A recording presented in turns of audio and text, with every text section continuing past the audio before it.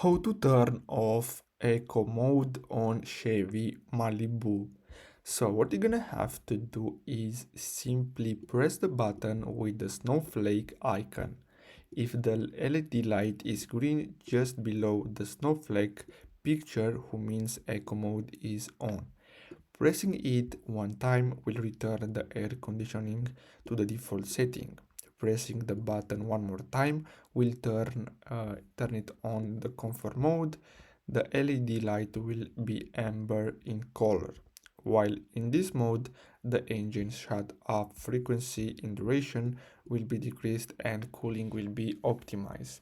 When the button is pushed again, basically this will go into the eco mode, while in this mode the frequency and duration of the engine shut off is increased and the air conditioning is optimized for increased efficiency.